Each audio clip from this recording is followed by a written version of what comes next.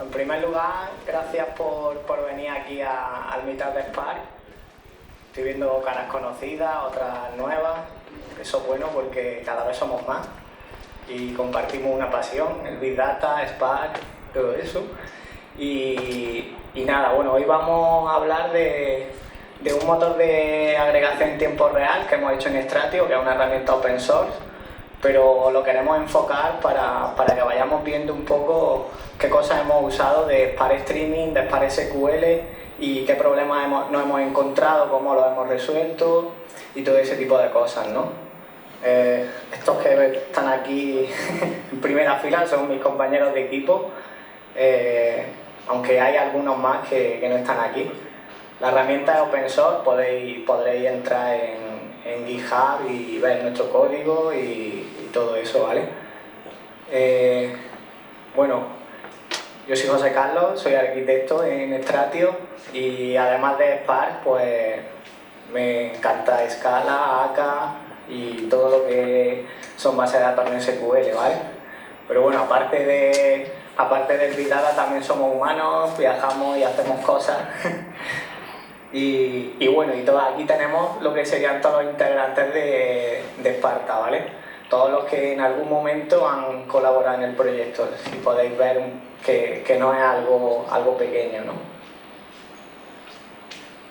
Y bueno, aquí podemos ver cómo en un principio vamos a hacer una pequeña introducción a lo que sería Sparta para que cuando luego vayamos viendo cada una de las secciones sabréis de qué estamos hablando, ¿no? De qué parte de Sparta es la que se corresponde con los distintos problemas, con las distintas performances que hemos hecho o de las cosas que hemos hecho sobre Spark para extender su funcionalidad, para corregir pequeños problemas que te vas encontrando a la hora de ejecutar trabajos dentro de Spark.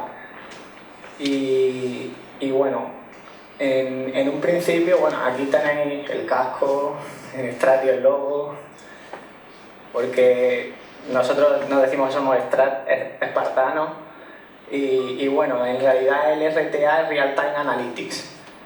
Nosotros lo que hemos intentado hacer es una herramienta que recoja datos en streaming y haga agregaciones sobre ese streaming para luego después poder salvarlo en cualquier base de datos o seguir un flujo de streaming completo, ¿no? En un principio la arquitectura de Sparta la tenemos aquí. Nosotros hemos hecho una API REST en donde cualquier usuario puede llegar y mandar un simple JSON y eso lo que va a hacer es generar un trabajo de Spark, ¿no? O sea, hemos intentado que cualquier usuario sea capaz de interactuar con un clúster de Spark sin tener conocimientos reales de qué es lo que hay por debajo, ¿no? De streaming, de SQL y de lo que sería toda la ejecución en clúster de Spark, ¿no? De esa manera también hemos construido un frontend, que luego en la demo lo veremos, un frontend donde podemos ir definiendo cada uno de los componentes de Sparta y de esa manera pues es mucho más amigable para el usuario. Si nos fijamos aquí, tenemos un driver. Este driver por debajo es una API y está hecha con AK. O sea, una pregunta aquí, habíamos dicho que hacía falta ciertos conocimientos de Scala, de Spark. ¿Cuánta gente sabe Scala, por ejemplo? Si podéis levantar las manos. Bien, bien. ¿Y de Spark? Vale. ¿Y de AK? Bueno, pero bueno. Bueno, en realidad lo que hemos hecho es un gestor de trabajo en donde el usuario define inputs, que sería la entrada de streaming. Luego después tenemos nuestro motor de agregación, que está hecho sobre Spark. Y luego tenemos unos outputs, bases de datos no SQL, cosas como Kafka, bases de datos clave valor como Redis o simplemente bases de datos SQL, porque Sparta realmente si nosotros montamos un sistema Big Data de streaming, puede ser que nuestra entrada de streaming sea un volumen gigante de datos, pero realmente cuando realizamos las agregaciones el resultado ya no sea Big Data, ¿vale? O sea, podemos pasar de un mundo Big Data a un mundo controlado, ¿no? por bases de datos conocidas como Oracle, Postgres o MySQL, ¿no? La realidad también es que nosotros aquí hemos hecho un sistema que es completamente plugable. O sea, un input, nosotros hemos desarrollado varios inputs que se corresponden con los resolvers de Spark Streaming, y bueno, en un principio pues tenemos Twitter, Flume, Kafka, algunos que hemos implementado nosotros como RabbitMQ, pero hemos dejado abierta un SDK para que, como el proyecto es open source, cualquier usuario pues pueda colaborar en el proyecto, o si él lo necesita para su proyecto, pues lo puede implementar, ¿no? Y en el mismo sentido tenemos los outputs, ¿no? Nosotros hemos hecho los básicos: Mongo, Cassandra, Elasticsearch, Solar, Redis y base de datos SQL, Kafka, pero realmente ahora después veremos cómo en Spark nos ofrece una facilidad grande a la hora de hacer este tipo de cosas, ¿no? En Spark Streaming lo que nosotros hacemos aquí dentro también tenemos cierta parte dentro del SDK, por lo tanto también es plugable, ¿no? Si las operaciones que nosotros hacemos de agregación, como una media o una varianza, una desviación típica, no son las que el usuario necesita, se pueden desarrollar fácilmente. Si nos fijamos, estamos muy acoplados a Spark, ¿no? Un input para nosotros es un receiver de Spark Streaming, por lo tanto si no hay un receiver para nuestro caso de uso, Spark nos ofrece una API para poder implementar un receiver, por lo tanto podríamos resolver nuestro caso de uso creando un receiver de Spark. Ahora después veremos cómo nosotros hemos hecho algunos de ellos y es relativamente fácil. En el mismo sentido, bueno, los outputs nosotros nos hemos aprovechado de la API de DataSource de Spark. O sea, cuando nosotros tenemos un data frame, ese data frame podemos persistirlo en una base de datos Big Data como Mongo, como Elastic, como Cassandra, porque realmente las empresas que mantienen las bases de datos, como DataStax o Elastic, han desarrollado un plugin, un paquete de Spark para poder guardar los RDDs, que los transformamos a data frame y los podemos guardar en la base de datos, ¿no? Ya en los otros meetups mi compañero os lo ha comentado, ¿no? Ahora no vamos a volver a ver las mismas cosas, pero bueno, nosotros nos hemos aprovechado de eso desde el principio y fue una elección acertada, porque al fin y al cabo no tenemos que estar desarrollando con cada nueva utilidad que saca la base de datos, no tenemos que estar nosotros desarrollándola, ya la desarrollan por nosotros, ¿no? En el plugin. Sin embargo, en Stratio hemos hecho el de MongoDB, o sea, si queréis ponerle estrellitas en GitHub y todo eso, podéis darle. Y bueno, las tecnologías que hemos usado son Akka, Scala y Spark, y es que realmente en Spark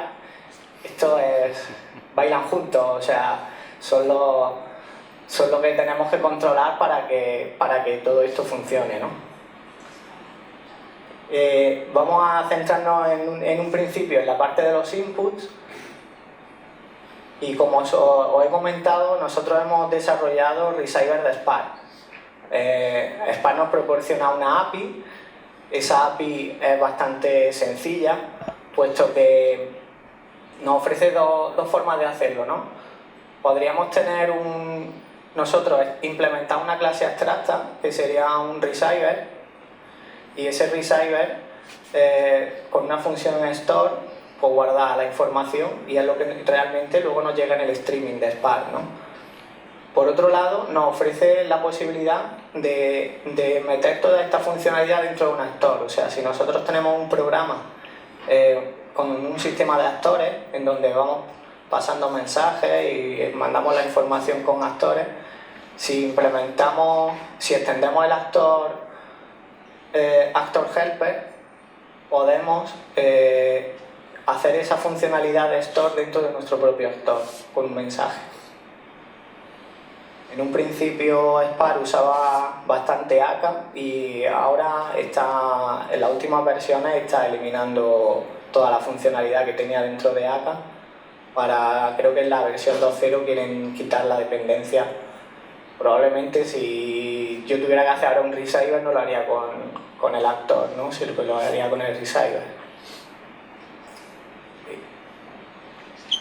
Y bueno, nosotros en un principio el receiver más sencillo que hemos desarrollado es un WebSocket en donde nos conectamos a una web y nos manda los datos en streaming, ¿no?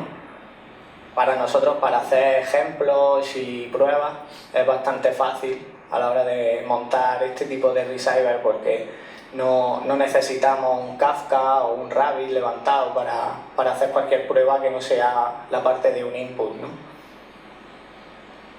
Por ejemplo, ahora después igual nos da tiempo, si nos da tiempo veremos una demo leyendo la información que genera la web de Meetup y nos va mandando en streaming toda esa información y podemos hacer agregaciones sobre los datos que nos manda.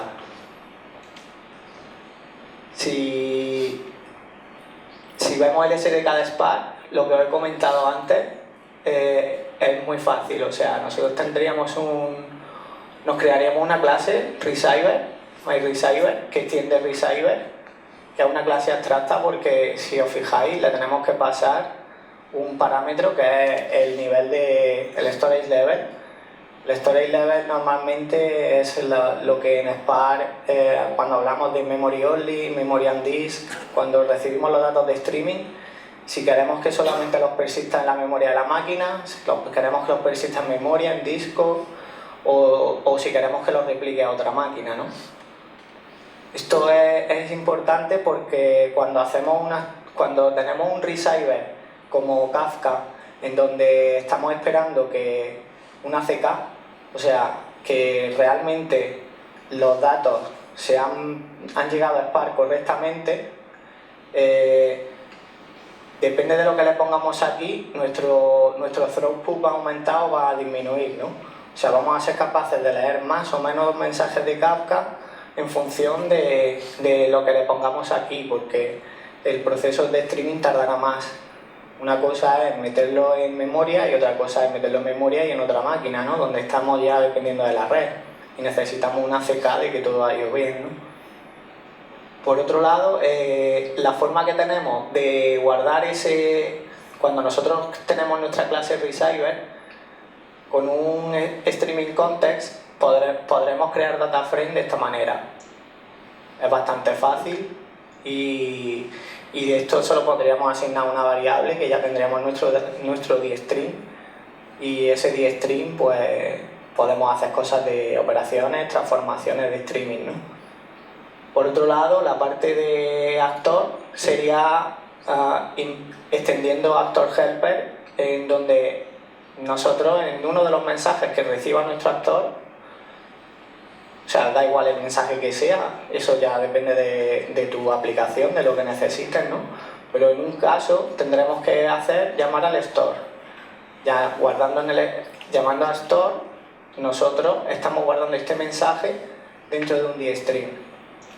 Si recibiéramos miles de mensajes, aquí generaríamos miles de mensajes para Spark. Y la manera que tenemos de crear luego un data frame o un dstream sería con esto, ¿vale?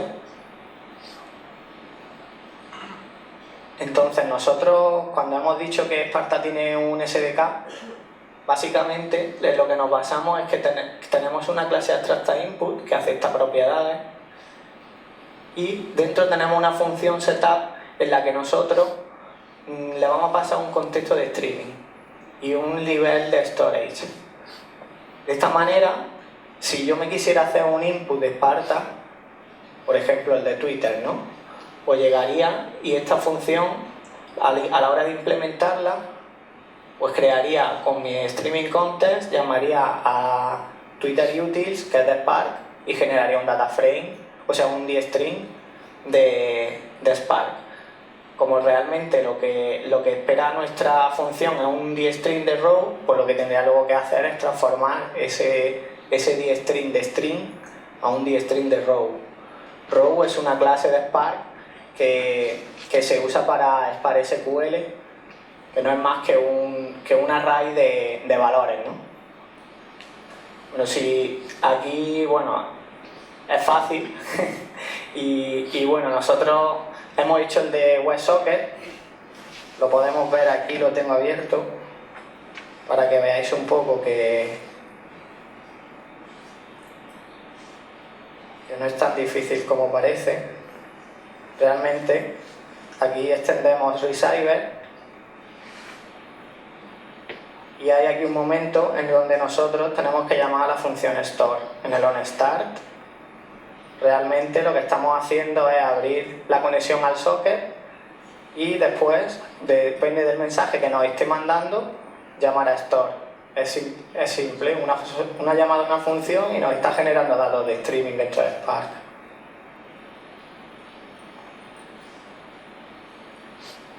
Y bueno, y por otro lado, nuestro input de WebSocket sería tan fácil como llegar y hacer un new de WebSocket Receiver, que es nuestra clase, y con sus parámetros, como eso nos devolvía un dstring, simplemente lo que tenemos que generar es una row. Con esto generaríamos nuestra row con los datos que nos ha devuelto, ¿no? el WebSocket. Seguimos por aquí.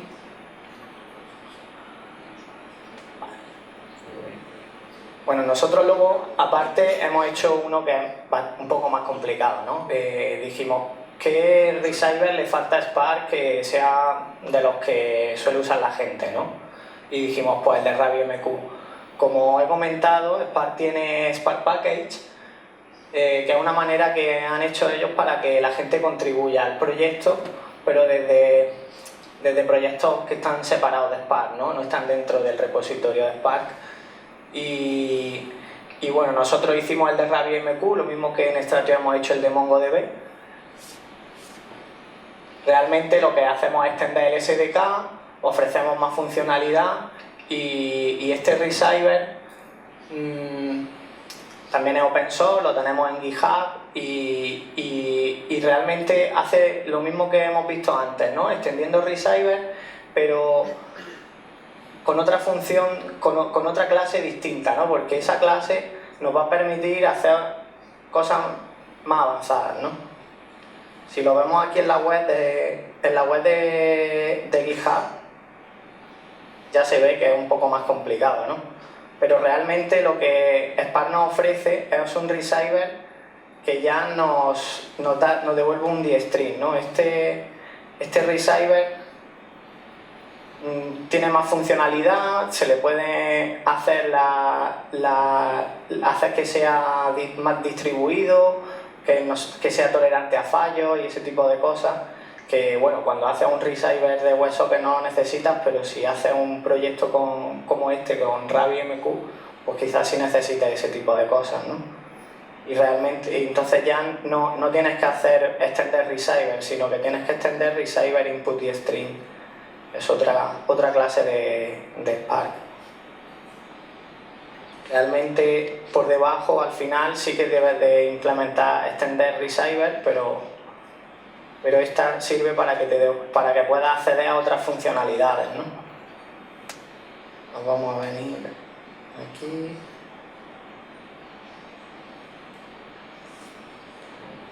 Bueno, y luego Spark sí que tiene un problema, ¿no? Cuando nosotros creamos un receiver, ese receiver dentro de Spark se levanta dentro de un ejecutor. O sea, solamente vamos a tener una máquina recibiendo datos de streaming. Esos datos de streaming luego se tienen que distribuir por el clúster. Si yo tengo un clúster de 1000 máquinas, ¿de qué me sirve tener solamente una recibiendo datos, ¿no? Un poco ineficiente. Entonces, bueno, Spark en ese aspecto creó un un receiver de Kafka que le llamo Kafka Direct. Tendríamos el de Kafka normal y el Direct. El Direct lo que hace es que en cada executor levanta como un receiver de Kafka. De esa manera nosotros podríamos recibir datos en todas las máquinas del clúster y luego cada una de ellas procesar la parte que le toque, ¿no? Realmente lo que está haciendo dentro de Kafka es que cada receiver en Kafka tiene un offset de por dónde va leyendo dentro del topic, ¿no? Y cada máquina tiene un offset distinto. Por otra parte, el receiver de Kafka Direct implementa ya cosas que son importantes dentro de streaming, porque bueno, el fault tolerance es una parte importante cuando luego nos enfrentamos a la vida real y en los proyectos te dicen que no se puede perder ni un solo evento, ¿no? Entonces necesitamos un receiver que sea fault tolerance para que cuando nuestro clúster o una máquina se cae no perdamos ni un solo dato, sino que se levante otro y siga por donde estaba, ¿no?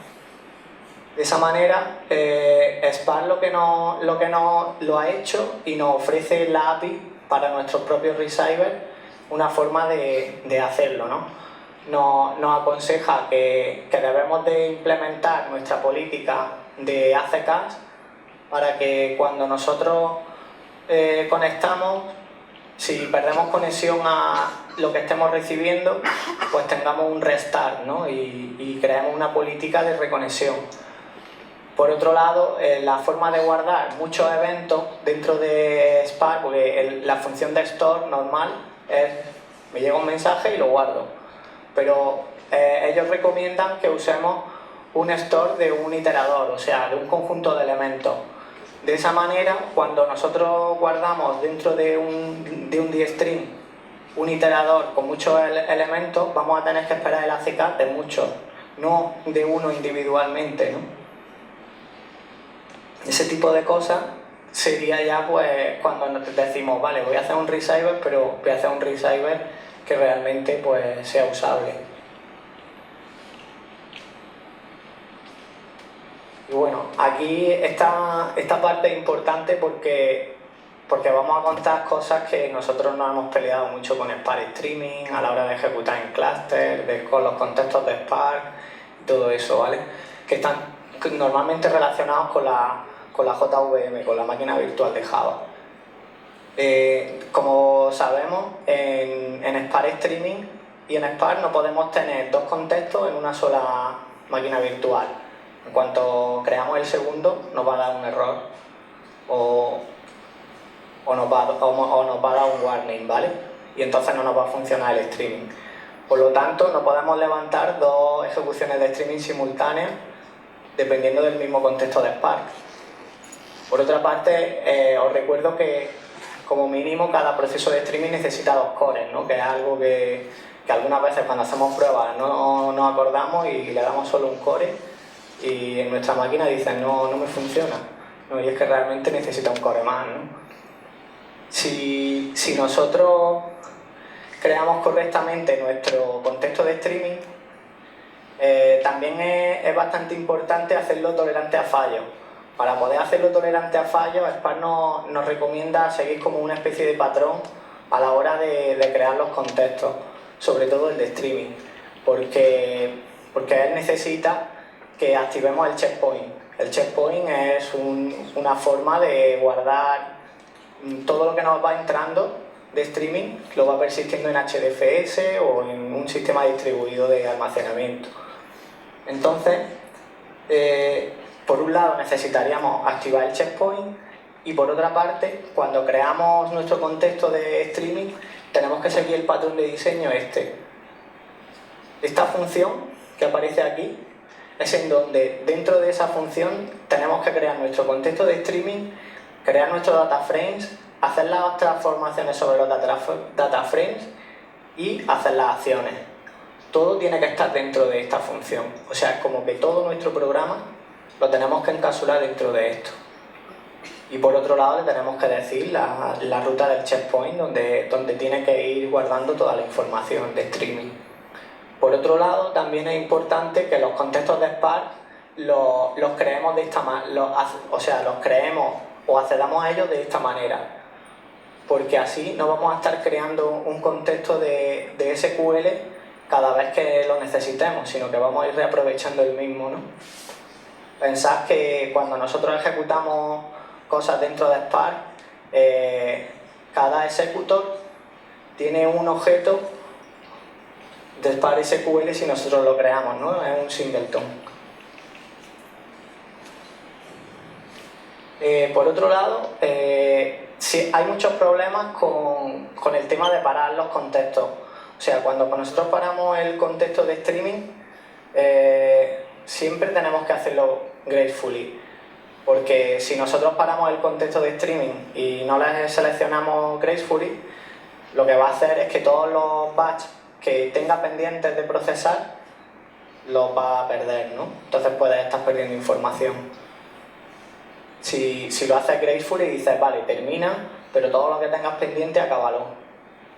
Por otro lado, el contexto de streaming sí que podemos hacerle un stop, pero el contexto de Spark hay que tener cuidado porque si nosotros hacemos un close del contexto de Spark, luego no vamos a poder volver a levantarlo. Cuando lo levantamos realmente Spark tiene muchos problemas y nos va a dar errores y no va a funcionar bien.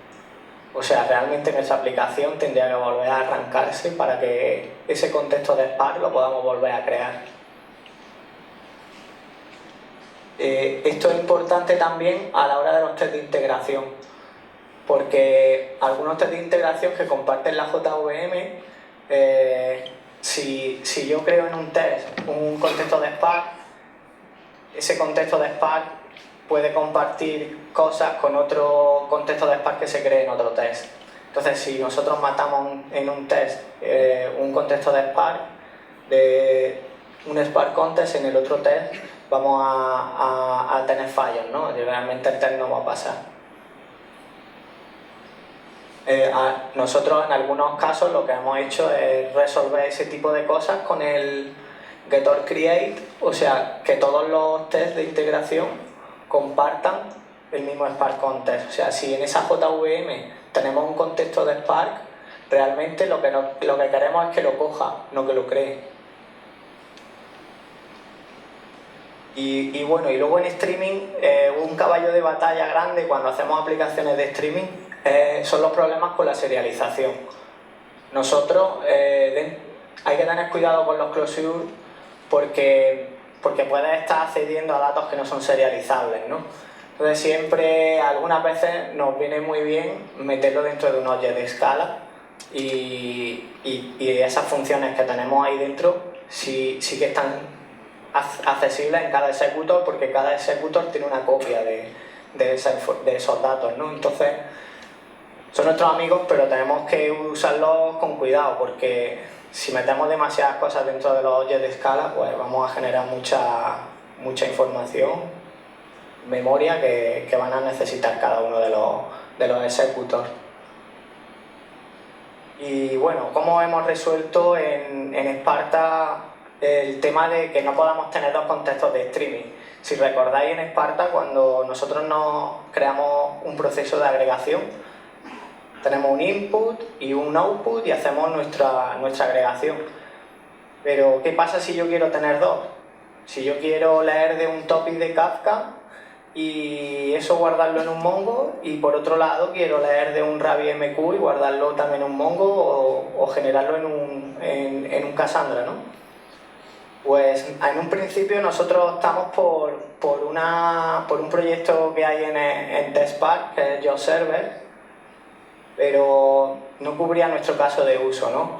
Y realmente vimos que si nosotros usábamos los cluster managers de Spark, eso lo podríamos resolver, ¿no? Entonces intentamos hacer Sparta como si fuera un gestor de jobs de Spark, de forma que nuestro driver de Sparta, que tiene actores de ACA, donde cada actor de ACA pues, tiene como el control de su contexto de streaming, y esos actores lo que van a generar son jobs, son Spark Summit dentro de un cluster manager de Spark. Los cluster managers de Spark que conocemos, Mesos, Jar y Spark Standalone, ¿no? Cuando nosotros hacemos un summit, nosotros estamos usando normalmente Yarn y Mesos, porque nos permiten generar ese summit en modo cluster. En modo cluster nos da la ventaja de que podamos tener el driver de Spark corriendo dentro del clúster. Que no sea nuestra máquina de Sparta la que esté levantando por cada job que generemos, que no esté generando aquí un programita que sea el driver de Spark, sino que nosotros delegamos en el gestor de recursos a dónde se va a ejecutar ese driver de Spark, ¿no? De esta manera podremos generar muchos y cada uno de ellos tiene su máquina virtual de Java, sus jars con su ClassPath y cada uno de ellos pues tendrá su receiver, su executor. Podremos controlar todo lo que serían los recursos, ¿no? que le vamos ofreciendo a cada uno de los jobs. Aquí lo podemos ver un poco más en detalle. Bueno, en un principio es importante cuando nosotros generamos un summit que le demos a nuestro job los recursos suficientes, ni más ni menos, ¿no? Porque esos son los que luego va a tener cuando se ejecute dentro de Yarn, de Mesos, gracias al Spark Summit. Sí que es importante que eso lo hagamos en un modo Coarse Grainer de Spark, porque los procesos de streaming realmente no son procesos de batch en donde yo tengo ahora un pico porque voy a hacer una query y luego después mi programa va a estar ocioso. No, realmente un proceso de streaming está siempre corriendo. Tenemos más o menos unos ratios de entrada de información. Por lo tanto, no podemos asignarle los modos que tiene para Mesos y para Yarn, en la que de forma dinámica Spark va reasignando recursos del clúster a cada tarea que ejecuta. Esto suele ser más para procesos de batch y no para procesos de streaming. O sea, nuestra ejecución dentro de Coarse Grainer es mucho más óptima que dentro de las otras dos opciones que nos ofrece. Luego, por otro lado, es importante lo que tenemos aquí en medio porque, bueno, esto nos gusta a nosotros mucho, a los de Sparta, porque nosotros realmente cuando ejecutamos en clúster, como lo hacemos en modo clúster, no sabemos en qué máquina se ejecuta el driver de Spark. Y bueno, si no sabes dónde se ejecuta, ¿cómo puedes pararlo o cómo puedes comunicarte con él, ¿no? Entonces lo que pensamos es en usar Zookeeper para ese tipo de cosas. Nosotros realmente lo que hacemos es que cuando ejecutamos un trabajo, un job, en Zookeeper vamos a guardar la información de ese trabajo, ¿no? Y mediante listener que se ejecutan dentro de actores de ACA, pues vamos a poder controlar cuándo se produce un cambio dentro de esa ruta de Zookeeper en donde estamos guardando la información de estado del job o algo así similar, ¿no? En cuanto se produce, por ejemplo, yo le mando un mensaje desde el driver de Sparta, escribo en Zookeeper en un path y digo, este job lo quiero parar. Como dentro del driver de Spark que se está ejecutando en el clúster tenemos otro listener que está leyendo ese path, pues realmente podemos coger y parar el trabajo, hacer un stop del Spark context y matar nuestro programa, ¿no? De esta manera lo que hacemos es que tenemos una comunicación bidireccional con los trabajos que ejecutamos dentro del clúster. No solamente le mandamos mensajes en una dirección, sino que el clúster también nos puede mandar información del estado del job, de cómo va el streaming, de cuántos eventos está procesando, y así nos aislamos un poco de las APIs que tiene cada gestor de recursos, porque Yarn o Mesos tienen su API en donde podemos consultar y podemos ver información de cada ejecución. Por otro lado, Spark también nos ofrece su API, ¿no? Que cada vez tiene más utilidades, pero bueno, de esa manera nos aislamos un poco de cada uno de los gestores de los cluster managers, ¿no? Y bueno, aquí lo que sí que es importante, os vuelvo a hacer insistencia, es que tenemos que tener el checkpoint activado para poder tener el fault tolerance. Y luego, por otro lado, es importante esto que nosotros nos hemos peleado bastante. Cuando nosotros hacemos un submit dentro de Spark, le podemos pasar hash para que estén dentro del classpath de ese trabajo de Spark. Pero realmente esos hash los podemos mandar desde nuestra máquina poniendo una ruta local donde se pasa por HTTP, o bien le podemos mandar una ruta de HDFS porque nosotros hemos subido esos hash a HDFS, ¿no? Pues eso funciona tanto en standalone como en YAR, pero en Mesos no funciona. Y entonces hay que inventarse alguna manera de poder coger esos hashes y que los tenga dentro del classpath del driver que se ejecuta dentro del cluster. Nosotros, por ejemplo, lo que hicimos era subir los ficheros HDFS dentro de nuestro driver de Sparta y que nuestro driver de Spark lo primero que haga sea ir a HDFS, descargarse los ficheros, añadirlos al classpath de su máquina, que sería el classpath del Spark driver, y luego al mismo tiempo añadirlo al contexto de Spark. El contexto de Spark tiene una funcionalidad add-jar en donde le pasamos un hash y él lo que va a hacer es que en cada ejecutor del clúster le va a pasar ese hash para que lo tenga dentro del classpath de el contexto de ejecución de cada tarea, ¿no? Y bueno, ahora lo que sí que vamos a ver los outputs de Sparta, que bueno, aquí es una parte importante porque es la integración que nosotros hemos hecho entre Spark Streaming y Spark SQL, ¿no? Para poder hacer consultas sobre el streaming de datos.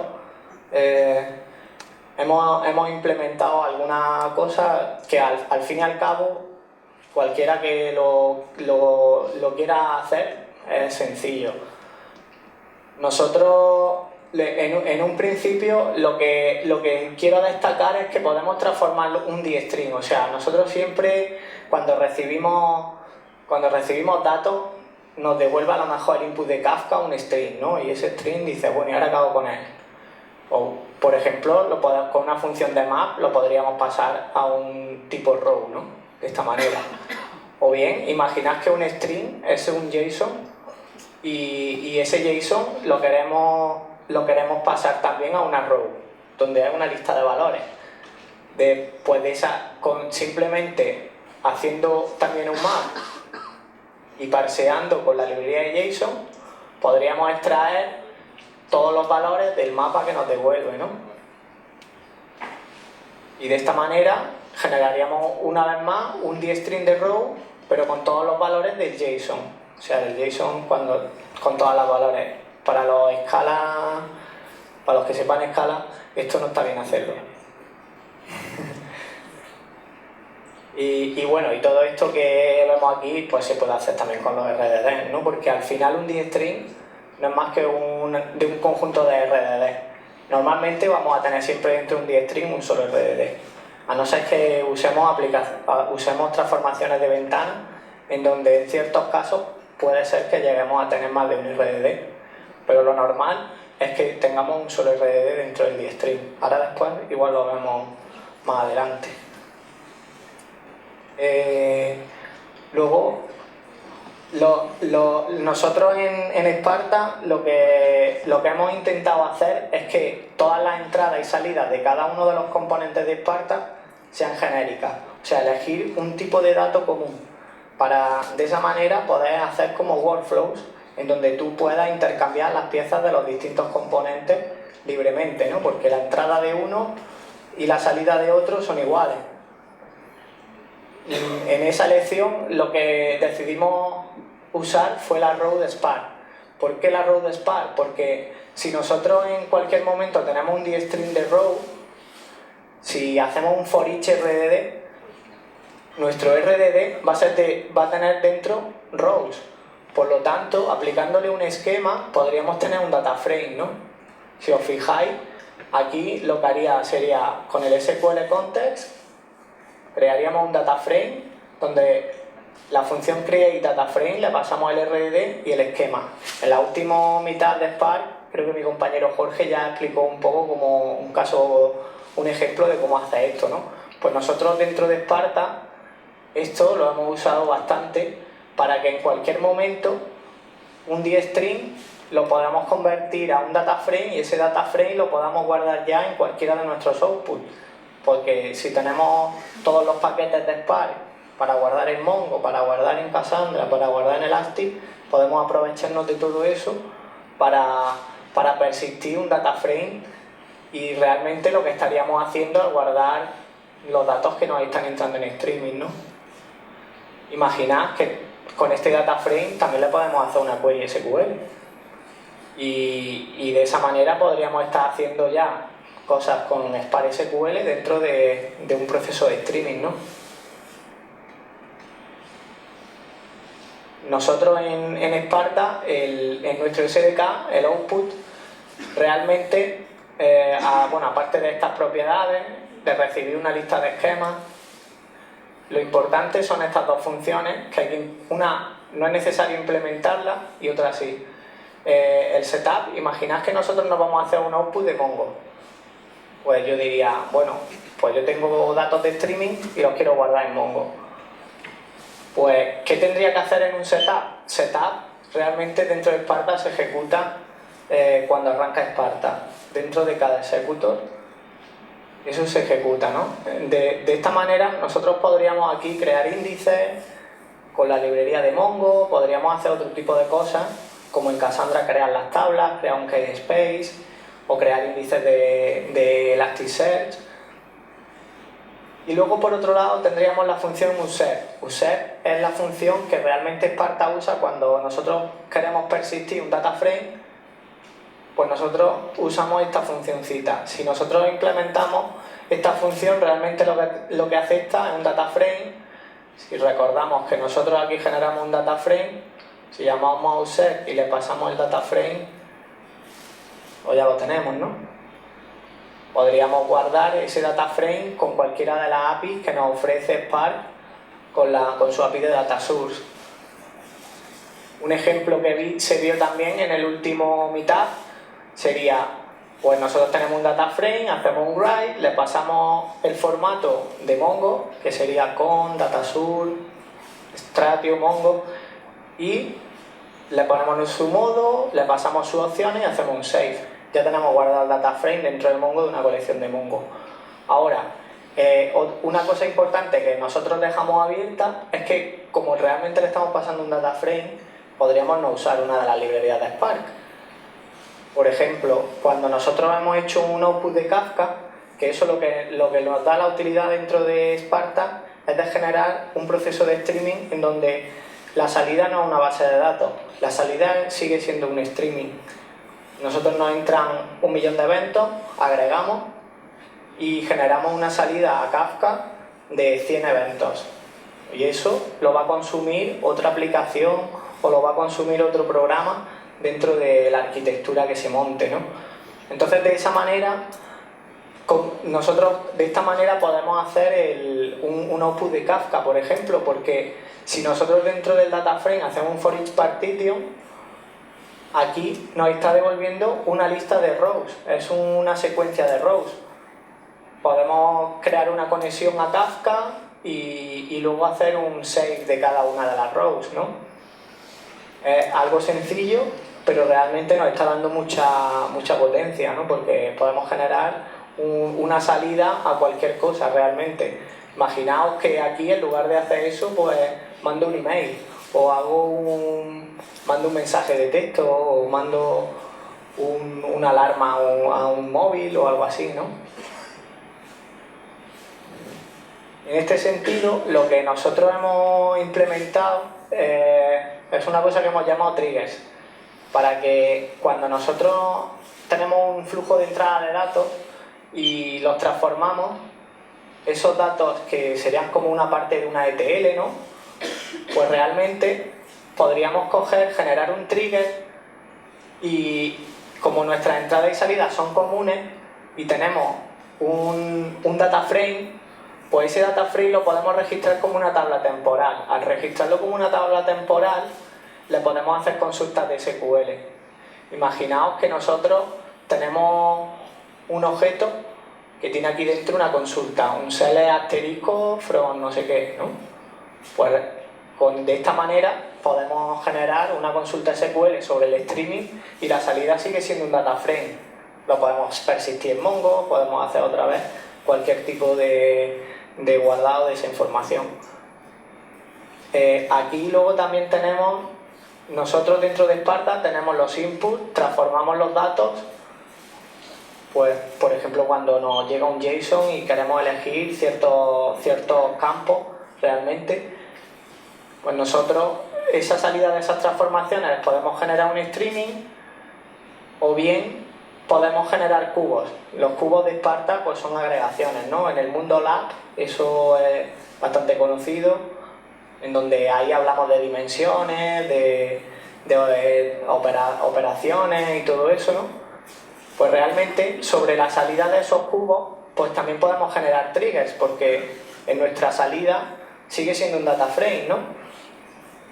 Podemos hacer una consulta SQL donde realmente hagamos una agregación, hagamos un group by, o sea que podemos hacer posagregaciones o podemos filtrar nuestra salida. Imaginaos que aquí estamos contando algo, por ejemplo la web de mitad, el número de respuestas que nos está devolviendo positivas o negativas, ¿no? Pues si nosotros decimos que nos avise o queremos generar una alarma en base a una consulta, pues la podemos hacer así, ¿no? Podemos hacer un select asterisco del cubo en donde el conteo sea mayor que 30, por ejemplo, ¿no? De esta manera estamos haciendo algo parecido a lo que podría hacer un CEP, un Complex Event Processing, pero dentro de Spark. Muy simple porque solamente hacemos consultas SQL, pero realmente puede cubrir muchos casos de uso, ¿no? Y bueno, pues eso, nosotros podemos hacer, de esta manera podemos hacer alertas, agregaciones, filtrados y otro tipo de cosas, ¿no?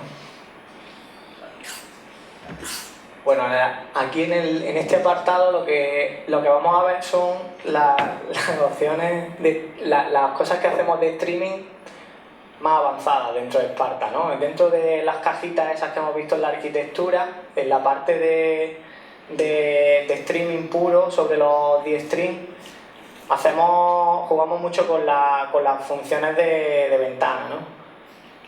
La función de update state by key es la que nosotros nos da toda la utilidad para poder hacer todo este tipo de operaciones.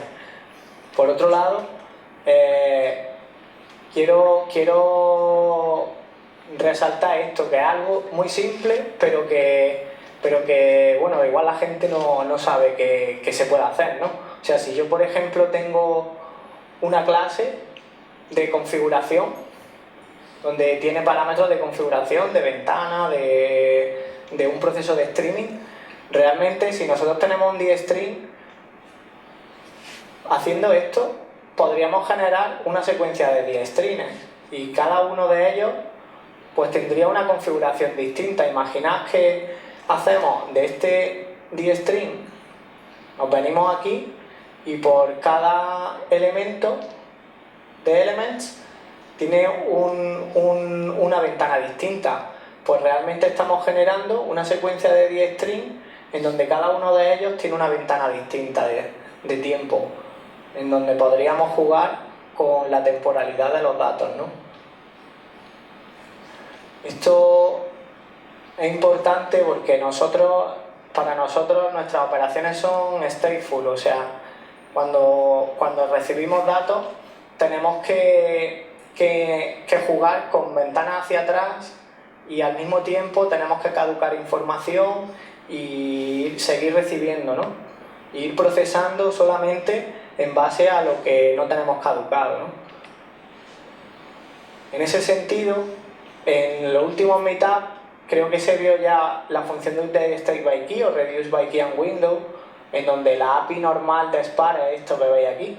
Esto sería lo que la gente normal ve cuando le pincha en update state by key, pero por dentro Spark tiene más implementaciones de esta función.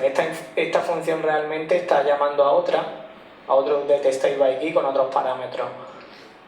De aquí lo importante sería quedarnos con que nosotros nos están entrando una secuencia de elementos, podemos o no tener un estado y vamos a devolver un nuevo estado. Si os fijáis, esto es un option, por lo tanto podemos devolver un none.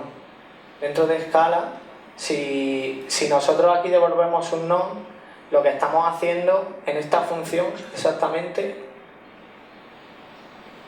es eliminar datos, ¿vale? O sea, de esta manera, si aquí devolvemos un none, caducaríamos esa información. Pero esto a nosotros no nos valía. Entonces nos vinimos aquí. Esta función de updateStateByKey de Spark realmente nos da mucha más potencia porque fijaros en la función de update. A nosotros nos entra un iterador con estos tres elementos y vamos a devolver un iterador de clave y el nuevo estado, ¿no? ¿Qué pasa? Que para caducar datos lo controlamos nosotros porque si este iterador que devolvemos le hacemos un filtrado, estamos caducando información. O sea, si nuestro operador entra 1000 elementos y hacemos un filter donde la edad sea menor que 30, caducamos todos los que no nos valgan, ¿no? Eso sería un ejemplo que no es lo que hace Sparda, pero bueno, para que se entienda. Y realmente aquí, si os fijáis, lo que se está conservando es la key y volvemos a tener secuencia de elementos que son los que nos están entrando en el streaming y tenemos el estado anterior. O sea, cuando es el primer streaming, este option es none, no nos está llegando nada. Pero cuando ya estamos generando un streaming continuo donde estamos mirando los estados anteriores de los valores, en este option sí que vamos a tener un valor del estado anterior. Y en base a ese valor anterior y a los elementos nuevos que nos han entrado, tenemos que generar una salida, que sería como el nuevo estado en base a lo anterior. Por ejemplo, si estamos haciendo operaciones de agregación, cuando hacemos un... A ver, aquí, sí. Cuando hacemos un count, por ejemplo, o un sum, estamos sumando elementos, la suma de esos elementos es asociativa, porque el estado anterior nos vale, sumamos los elementos nuevos de esa clave que estamos contando y generamos el nuevo estado. Hay cosas que no son asociativas, entonces en esos casos necesitamos saber contar todo lo anterior para volver a generar el estado nuevo, ¿no? Eso lo tenemos que intentar evitar y solamente usar operaciones asociativas porque realmente en cada iteración tenemos que reprocesar todo el streaming, ¿no? Pero bueno, esta función es la que nos permite a jugar con ese iterador y todos esos datos, ¿no? También nos permite generar un partitioner. Ese partitioner realmente, dentro de este updateStateByKey, por dentro, lo que está haciendo es un massPartitions. O sea, está cogiendo los RDD, está cogiendo nuestra función y se la está pasando a un massPartitions de Spark. De esa manera, que si os veis, esto es código de Spark que lo he pegado aquí. Realmente lo que está haciendo es eso. Y le está diciendo, oye, cuando recalcules, los datos van a tener el mismo particionamiento que tenían. Este partitioner y esto es importante porque realmente en cada batch que vamos a procesar no va a mover datos de un sitio a otro, sino que va a tener siempre los datos en la misma localización dentro del clúster, ¿no? Y por otro lado es importante también saber estas dos cosas.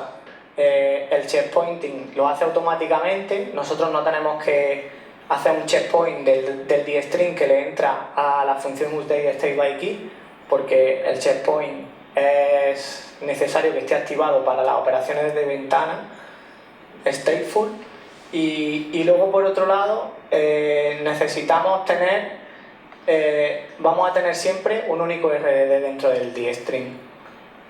Eso es importante a la hora, por ejemplo, cuando nosotros queremos crear un data frame y queremos hacer una consulta sobre él, porque dice, ¿y si tengo más de un RDD? Y si yo hago un for each RDD ya estoy consultando sobre datos que no serían toda la información, ¿no?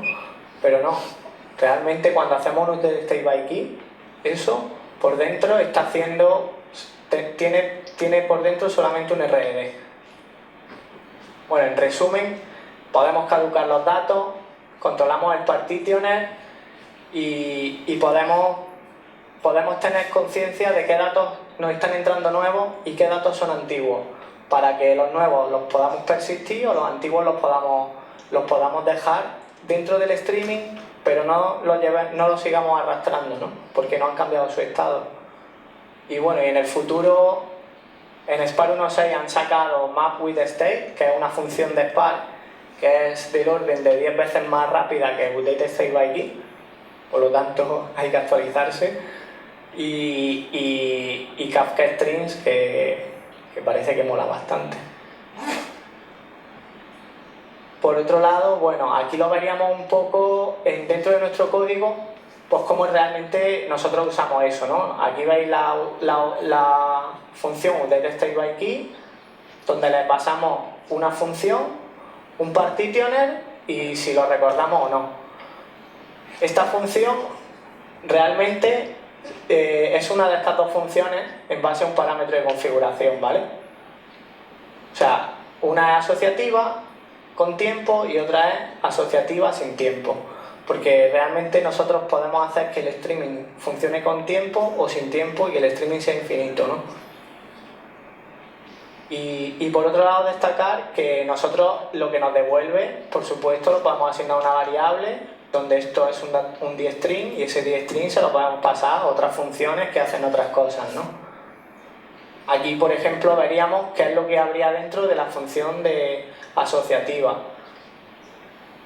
Este filter, si recordáis el iterador, nosotros podríamos hacerle un filter y de esta manera caducaríamos información, o sea, datos que ya no necesitamos. Por ejemplo, si solamente queremos procesar el último minuto de datos, pues si tuviéramos un campo con el tiempo, podríamos filtrar en base a ese valor, ¿no? Y bueno, y luego después pues, nosotros hacemos un flat map, pero ya pasamos a lo que sería la función de agregación pura, ¿no? Que es la que devuelve un resultado, que sería esto de aquí. Y bueno, y importante recordar, que creo que mi compañero Jorge ya lo ha recordado varias veces, usar map values, flat map values, evitar el uso de Shuffle dentro de Spark porque es mucho más óptimo. Usar combine by key, olvidarnos del group by key, si nos cuadra poder hacer un combine by key o un reduce by key. Intentar filtrar siempre la información, cuanto antes la filtremos, menos información vamos a ir procesando en continuas transformaciones que hagamos después. Elegir un buen partitioner y hacer un caché, un persist de los datos si vamos a hacer varias acciones con ese RDD o con ese data dstring o ese data frame.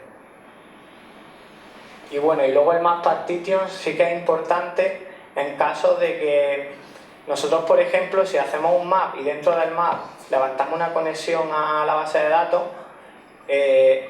estamos haciendo una conexión por cada elemento. Si nosotros lo hacemos dentro de un map partitions, el map partitions realmente vamos a trabajar con un iterador que va a ser el conjunto de elementos que hay dentro de un executor. Cada executor tiene un conjunto de elementos del RDD. Por lo tanto, podemos levantar una conexión a la base de datos y dentro realmente hacer el salvado de todos esos datos en un bulk operation o en algo así, ¿no? Y bueno, luego por supuesto que podéis entrar en GitHub y ver todo nuestro código y todas las cosas feas que hacemos. Ahora Lo que sí voy a hacer una pequeña demostración de lo que nosotros hacemos para que lo veáis un poco funcionando y eso. Y lo voy a enseñar directamente pues con mi IntelliJ y... A ver...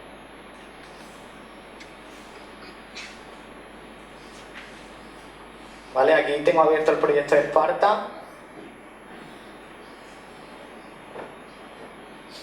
Lo corro y ahora cuando arranque vamos a ver cómo tenemos un frontend en donde podemos visualizar qué cosas tenemos creadas, políticas. ¿Veis? En localhost tenemos nuestros inputs de Twitter, uno de Socket y tenemos output, Kafka, Mongo, otro que sería de Mongo. Y realmente el ejemplo este que quiero hacer, lo que va a hacer es recibir información de Twitter, de todos los tweets, y esos tweets va a generar tanto triggers como cubos.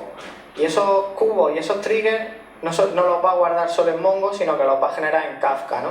Entonces vamos a ver varios consumers de Kafka y esos consumers van a ir recibiendo los datos de streaming agregados, ¿no? Entonces vamos a generar como un proceso que es como un bucle, ¿no?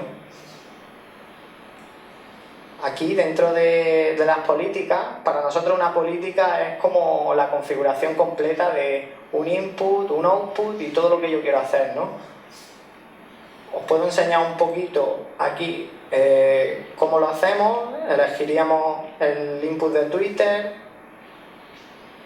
Tendríamos una transformación de Morphline. Morphline es una herramienta que nosotros usamos, una librería que nos permite parsear y realizar transformaciones sobre datos, ¿no? En este caso, por ejemplo, lo que vamos a hacer es que Twitter nos devuelve un JSON y ese JSON nos vamos a quedar con el nombre de usuario y con el número de followers que tiene ese usuario, ¿no? O sea, en cada tweet que cualquier persona escribe, pues Twitter nos devuelve esa información con tu nombre de usuario y cuántos followers tienes, ¿no? Realmente, mira, aquí nosotros podemos generar un trigger y decimos, sobre los últimos 10 segundos, quiero que me vayas devolviendo los usuarios que tienen menos de 100 followers. ¿Por qué le ponemos también lo de 10 segundos? Yo la ventana de tiempo que le tengo puesta al proceso de streaming son 10 segundos. Nuestro batch, interval, son 10 segundos. Si realmente nosotros aquí hacemos un window de ese 10 string y le ponemos 10 segundos, vamos a recibir un solo RDD. Si yo le pusiera 5 segundos, realmente lo que vamos a recibir son 2 RDD, porque nuestro slide interval sería menor que nuestro batch interval, ¿vale? Estos parámetros de ventana son importantes que siempre sean en un múltiplo del tamaño de la ventana de batch, ¿vale? Y bueno, luego aquí más adelante en Sparta podemos crear cubos. Aquí tenemos los usuarios, donde seleccionamos el usuario como dimensión. Followers sería una operación de max sobre el followers count, que es lo que nos devuelve el tweet. Y luego aquí, por ejemplo, lo que nos vamos a hacer es que lo vamos a guardar en Mongo, en Kafka, y tenemos otro trigger que sería most important, en donde nos quedaríamos con los que tienen más de 1000 followers, ¿vale? De esa manera podríamos tener en un sitio los que son menos importantes y en otro lado los que son más importantes. Y esto también lo podemos guardar en Mongo o en Kafka, ¿no? Recordáis que teníamos aquí dos outputs, que uno que era Mongo y otro que era Kafka aquí. Podemos seleccionar cualquiera de los tres, ¿no?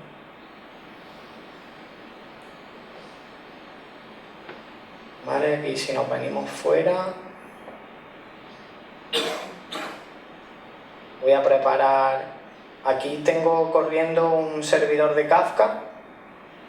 Esto que hay aquí si salgo es un mongo, nosotros nos podemos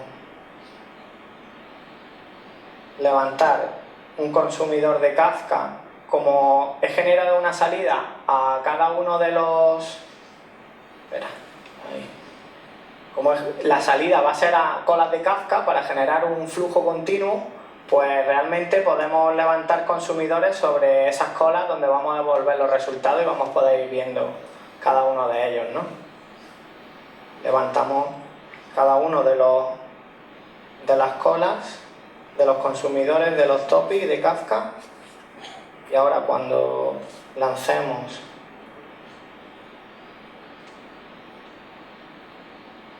si os fijáis, aquí van saliendo mensajitos, estos mensajitos de estado, y estos estados que se van cambiando aquí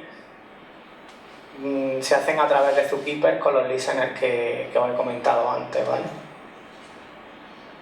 Y bueno, y si ahora nos venimos aquí a los topics, vemos que ya están recibiendo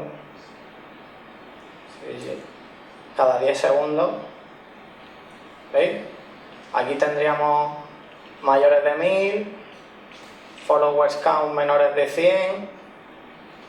O sea, estamos generando, usando Spark Streaming con Spark SQL y al mismo tiempo generando salidas tanto a un MongoDB como a topic de Kafka. Si nos venimos a Mongo, por ejemplo, aquí usamos la base de datos, hacemos un show collections y tendríamos cada una de las colecciones que nos está creando Sparta en estos casos, ¿vale? Cada una de estas colecciones, pues user followers, pues tendrá sus índices creados y sus cosas, ¿no? Y también podríamos, pues, visualizar datos de cada uno de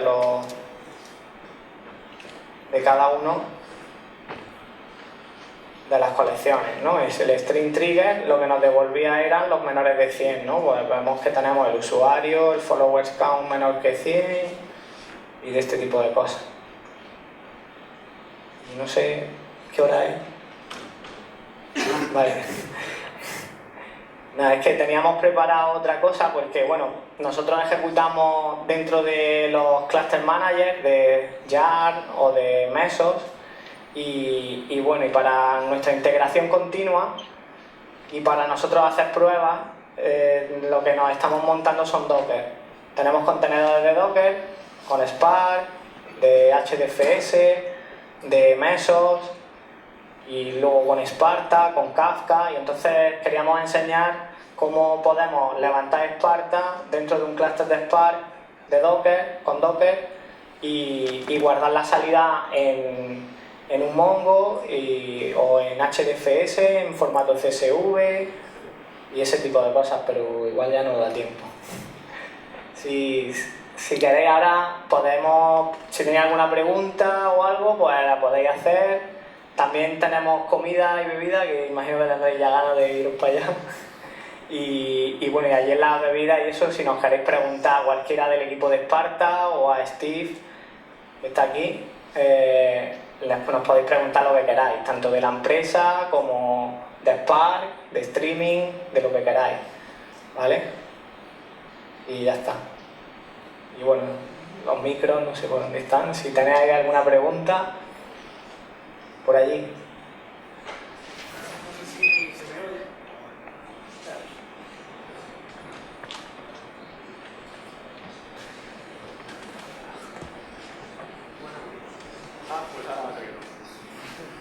¿Ahora? Sí, vale. Bueno, yo no conozco mucho la parte de streaming de Spark, me he centrado más en la parte de batch, pero me ha llamado la atención que el output, dijiste que era un data frame, y que después intentabas añadir más datos al data frame, pero no son mutables. No, pero nosotros realmente no añadimos datos al data frame, o sea... ¿Esto de update by key o...? Sí, no, el update state by key es un proceso que va antes de la salida, ¿no? Ese es una transformación que se hace sobre un dstring y esa transformación lo que nos permite es jugar con estados anteriores. O sea, si yo estoy procesando en SparkStream en un batch de 10 segundos, con esa función podríamos estar jugando con los datos que nos han llegado en los últimos 10 segundos, en los anteriores 10, en los anteriores.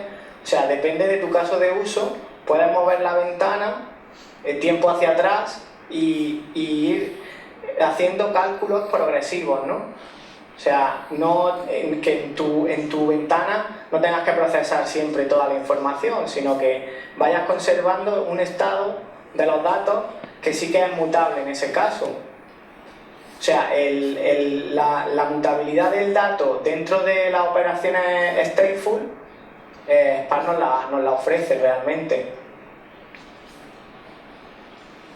¿Contestado? Sí, bueno, más o menos, tengo que darle un poco más... Sí, es que no tiene nada que ver con un data frame, realmente ahí con lo que se juega es con la información que hay dentro de un dstring, ¿vale? Spark por debajo está llamando a una función compute, que es la que gestiona lo que serían los datos que están en memoria, ¿no? Es que lo que me costaba entender era... Si tú por un lado tienes un streaming, que es algo que es constante, se va cambiando, que es mutable per se, ¿no? Y por otro lado tienes una salida que es un RDD, un data frame, en este caso, pero entonces, una vez que van pasando los 10 segundos, se vuelve a crear otro data frame en la salida. Porque ese data frame se daba a entender como que es único, pero por ser como es Spark, no puede ser único, ese output. Claro, o sea, a nosotros lo que realmente hacemos es que en cada ventana en la que procesamos datos de streaming, los datos procesados, los datos actualizados, se van a una salida, van a un output. Y a ese output lo que estamos mandando es un data frame. Es como que todos esos datos que hemos agregado los generamos en un data frame y ese data frame ya lo guardamos, ¿no? En cada batch tiene un data frame distinto y ese es el que se va guardando. No se mezclan, ¿no? Por así decirlo. A los que no había entendido bien, por eso me costaba imaginármelo, porque cuando vi tu presentación vi ese output, Sí. como que era mutable, como que era... Y no sé, algo me estaba chocando, pero vale, ya lo he entendido. O sea, es en verdad tienes una lista de data frames o una sucesión, ¿no? Claro, es como que en cada ventana tenemos un data frame nuevo. Una cosa que hay en la API, en la última versión de Spark, es que nosotros podemos hacer un join de strings. Hacemos un join por la clave y entonces vamos a tratar luego un dstring habiendo hecho un join de varios dstrings distintos. Cada uno de ellos podría tener una ventana de tiempo aplicada distinta, por ejemplo. Y podríamos estar jugando con ese tipo de datos. ¿Alguien más? ¿Israel? Pues ya está. Tenemos a la bebida y comida ahí arriba y estaremos